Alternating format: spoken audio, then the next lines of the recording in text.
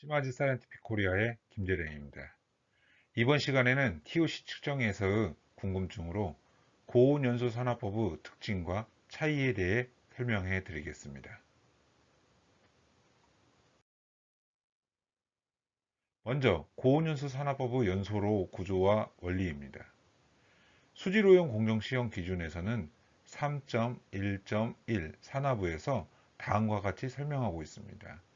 시료를 산화 코발트, 백금, 크롬산 바리움과 같은 산화성 촉매로 충전된 550도 이상의 고온 반응기에서 연소시켜 시료 중의 탄소를 이산화탄소로 전환하여 검출부로 운반한다라고 되어 있습니다.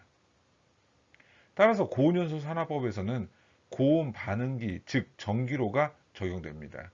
전기로는 왼쪽의 그림과 같이 단열재 내부에 열선이 있고 그 내부에 연소관이 자리하고 있습니다.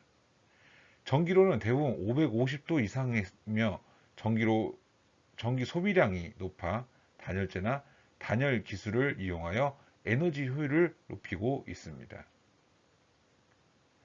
연소관은 주로 석영관이나 세라믹 재질로 구성되어 있습니다. 연소관 내부에는 산화력을 높이기 위해 촉매가 충진되어 있으며 경우에 따라서는 촉매가 없이 산화하는 것도 있습니다.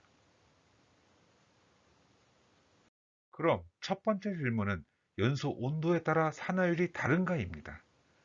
정답은 다양한 시험법에서 유기물질은 550도 이상에서 연소, 회화되는 물질로 정의되어 있습니다.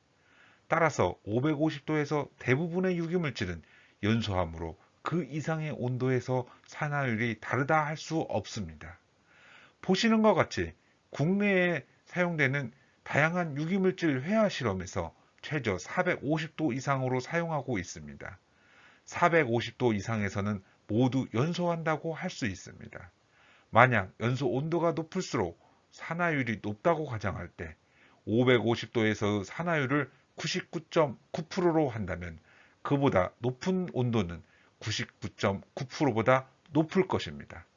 그러나 모든 TOC 측정기기는 재현성이 1.5에서 2%를 제시하고 있으므로 산화율의 차이 0.1%는 재현성의 오차 1.5에서 2.0%보다 작아 측정 결과에서 산화율이 차이가 확인하기가 어렵다는 것입니다.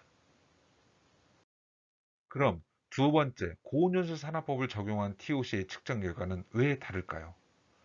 그것은 측정자의 숙련도라고 생각합니다. 고온연소 산화법에 의해 측정된 TOC는 측정기기에 따라 다른 결과가 나타날 수 있지만 기본적으로 차이가 크지 않습니다. 이유는 고온연소 산화법은 완전 산화를 하기 때문입니다. 따라서 TOC 1mg/L 이상에서의 차이가 크게 나타나는 경우는 시료의 균질성 또는 TOC 측정계기에 대한 미숙한 조작에 의해 나타날 수 있다고 생각합니다. 미국 스탠다드 메소드에서는 고온연소 산화법에 의해 정밀도, 즉 실험자 간의 재현성을 확인하면 1인이 반복하면 2.7% 정도, 다수가 반복하면 4.4% 정도 농도로 5%를 넘지 않는다고 합니다. 습식산화법은 1인이 반복하면 4.0%, 다수가 반복 측정하면 8.0% 정도까지 커진다고 하였습니다. 물론 보시는 식에서 절평값에 의해 고온연소 산화법은 기본적인 차이가 있다는 것을 알 수가 있습니다. 그럼 시마즈의 TOCL은 왜 680도를 사용하는 걸까요? 그거는 염소의 영향을 최소화하여 NDR 검출기에 방해되는 가스의 발생을 억제하고 염분의 누적에 의한 관리 주기를 최대한 연장하기 위해서입니다. 최초의 TOC는 연소 산화 방식으로 1000도 이상의 매우 고온에서 연소하여 TOC를 측정하였습니다. 그러나 이렇게 고온에서 연소하는 경우 검출기에 영향을 줄 수 있는 유해가스가 발생하고 이것이 검출기에 노이즈를 발생하므로 낮은 TOC에 대해서 시료를 측정할 수가 없었습니다.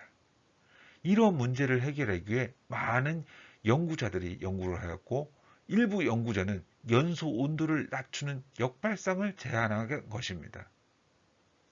이렇게 기존의 연소 온도보다 낮게 설정하여 측정한 결과 검출기에 영향을 주는 방해 가스의 발생이 감소하고 노이즈도 감소하게 되었던 것입니다. 이 결과를 1988년에 일본의 과학자 2명이 680도 고온 연소 산화 방법으로 발표하였으며, 이 논문이 최초의 고온 연소 산화법이 1mg/L 이하의 시료에서 안정적으로 측정할 수 있다는 것이 증명되었습니다. 또한 최소 검출 한계도 0.004mg/L까지 낮춰질 수 있다는 것을 증명하였던 것입니다. 그럼 왜 680도 연소로 온도가 내구성이 있는지 설명드리겠습니다. 시료 중에 포함된 염분은 시료 주입 시 연소관에 유입됩니다. 수분은 증발하여 기체 상태로 운반가스와 함께 흘러가지만 염분은 연소관 내부에서 결정화되어 고체화됩니다. 연소로 온도가 680도일 경우 염분의 용융점인 801도를 넘지 않아 상부의 결정 형태로 누적되어 운반가스의 흐름을 방해할 정도로 쌓이기 위해서는 많은 시간이 필요로 합니다. 그러나 연소 온도가 850도 이상일 경우에는 염분에 용융하여 하부로 흘러내리고 연소로의 하부에 흘러내려온 염분은 온도가 낮아져 다시 응결하여 폐쇄가 일어납니다. 특히 좁은 구간에서 막힘이 더 빨리 진행되어 운반가스의 흐름이 차단될 수가 있습니다. 이와 같이 680도 연소로를 적용하는 경우 같은 연소관이라 하여도 좀 더 오랜 기간 사용할 수 있는 것입니다. 마지막으로 촉매와 무촉매 중 어느 방법이 좋을까요?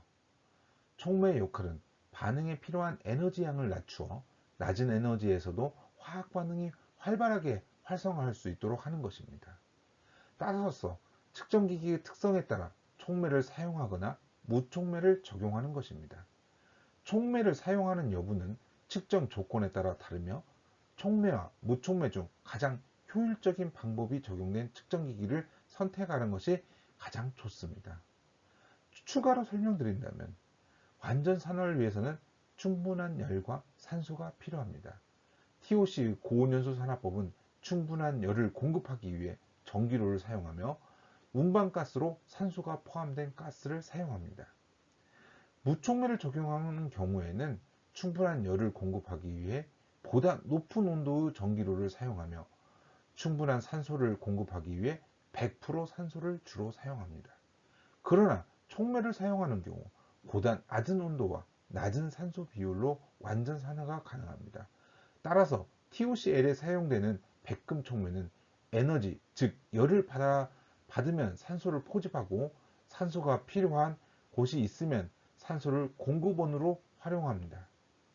이러한 원리에 의해 보다 낮은 온도인 680도 전기로에서 20% 산소인 일반 공기로 완전 산화가 가능한 것입니다.